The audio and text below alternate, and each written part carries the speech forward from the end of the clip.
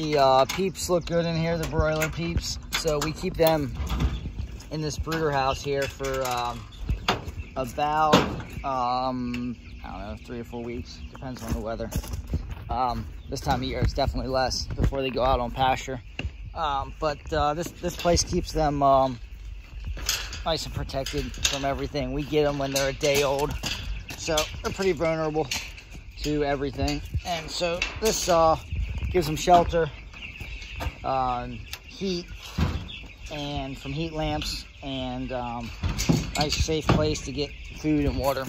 And they're in here for a couple weeks or a few weeks until they get some feathers and ready to go out, depending on the weather, ready to go out on pasture and do all right out there. So we just you know, typically they'd have some lights on and stuff, but it's plenty warm this time of year, so they're good without them. So they're like I said, they're a couple weeks old, so ready to go out pretty soon. All right, when Dad left this morning, he said the cattle, something was up with the cattle water, so take a look at it here and see what's going on. Looks fine to me, but it is definitely wet down there, so they knocked it over last night, it looks like. It's full and it's on. So we'll keep it for now. But that's we just have a little real small portable water that we move around with them, because we move them throughout the pasture every day or so. So this is part of our cow calf. So we have 2 herds. We have a cow calf herd here that has mama cows and baby calves, and then we have a finishing herd which has our bull and steers in it. So the bull is, let's see, it's July now, so the bull is actually going to come over here real soon, breed these cows, and then go back with the other herd. So you'll see the other herd today, where Dad went to pick up cattle for that herd, and we'll be unloading some cattle over there today.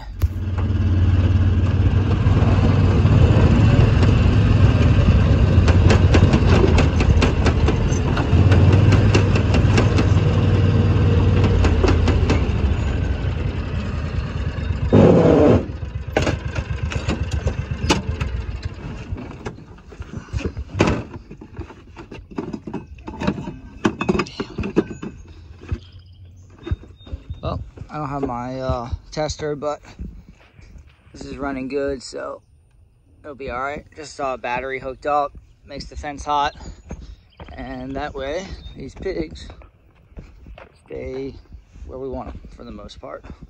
So we check on pigs, check their water, check their fence, check their feed, and we move these guys pretty regularly. So every couple weeks or so, they get a new area here in the woods, kind of half pasture, half woods. So we'll keep an eye on them this morning and see what's up.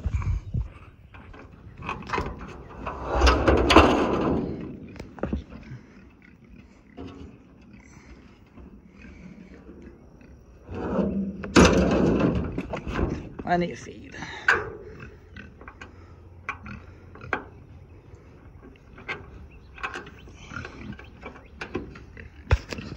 So you can see they're finished in this area.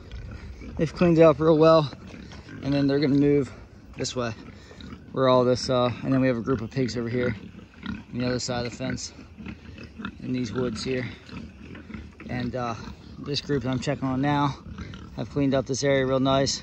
We'll overseed this, it'll come back real good, and then we'll get in here.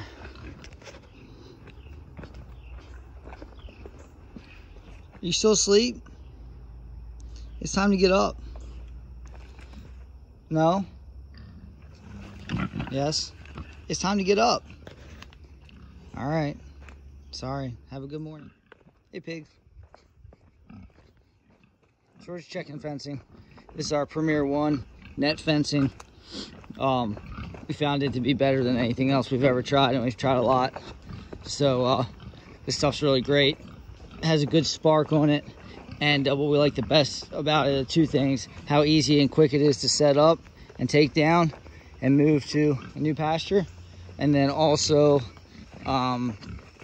the visibility of it. So the pigs, you know, we used to use just a single wire here when we didn't have any of this permanent fence behind it, and the pigs, they wanted to respect it because they understood the spark and the electric fence, but they just couldn't see it a lot of times, especially in the way we move them in this thick grass.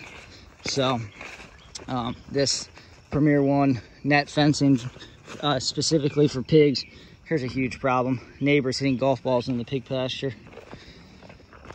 Pigs choke. We've lost at least one that we know of to that.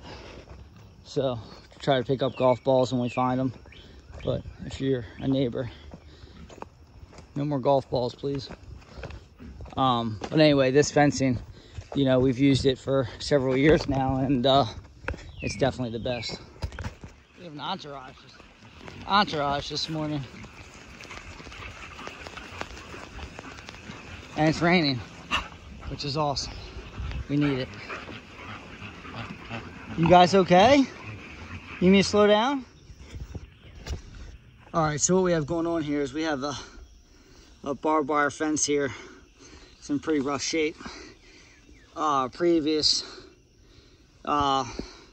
landowners, renters have tried to, you know, do a bunch of different stuff. I think this fence can come out. There's another perimeter fence back there for the neighbors, but we need to check it. You know, I can't just open this up today. I gotta get some other eyes on it. So what we're gonna do is I'm putting in that T-post. I'm gonna put another one here, make up for that one. And we're just gonna tighten all this up, stretch another line or two of barbed wire there. And I'm by myself right now, so it's only so much I can do, but eventually this is gonna come out of here, I think. But for today, we're gonna fix it so I don't find any more cattle up in here like I did yesterday. Have to try to get them out, so that's what we're up to. All right, so what we got here is the stretcher. So we just come off of a corner post there like that, and the barbed wire goes right in there, locks in there. There's our spool there. We had already spooled it out down the line there.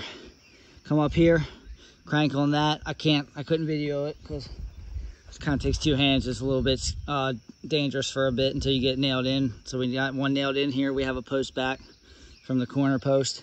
And now I'm gonna go in with these clips. They're called T-post clips. And it's a special tool, and we're gonna pull them up on those T-posts, pull this wire up on the T-post, and do one more, and then we should be good. Got the corral ready for Dad because he's on his way back. Shift up here and with some cattle, and I got the kind of corral. We have to close some gates, open some gates, check everything, put some hay and fresh water in there, and we bring cattle in, let them calm down for a day or so in there, and then we bring the other cattle up to them, and everybody goes back out to the pasture together.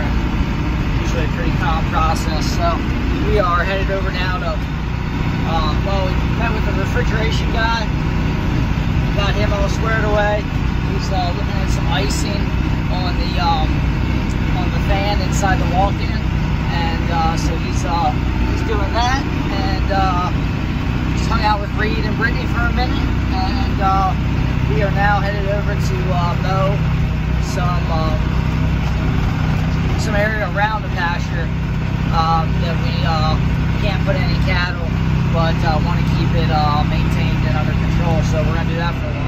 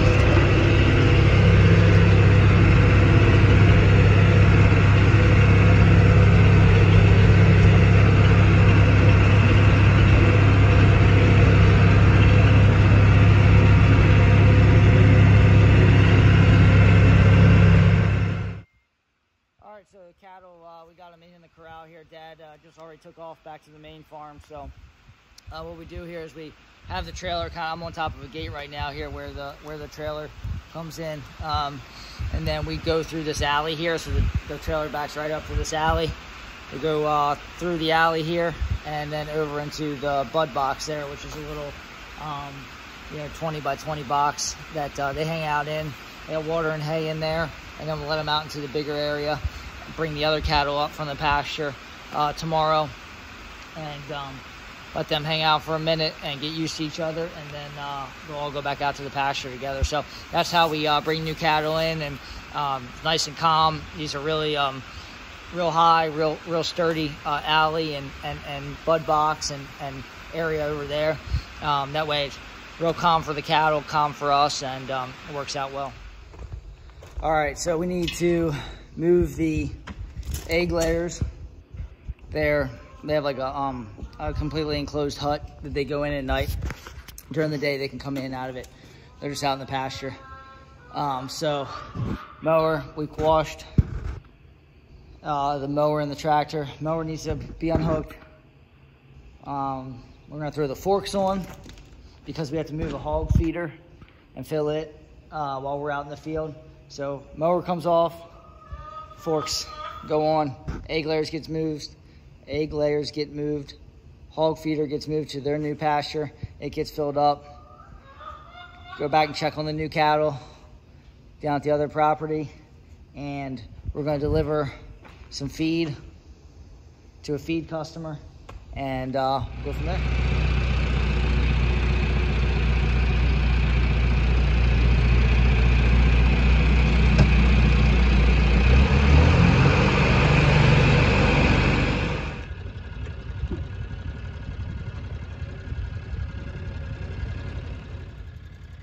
So we just moved the egg layers, just move them up with the tractor one spot, and they're following the cattle.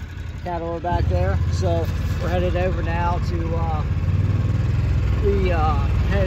up a hog feeder, and then be called a day. We'll wait for we'll come back out here right at dusk this time of year, 8:45 or so, and close up the egg layers there. They'll all be inside. We'll close the doors up, and that'll be a wrap.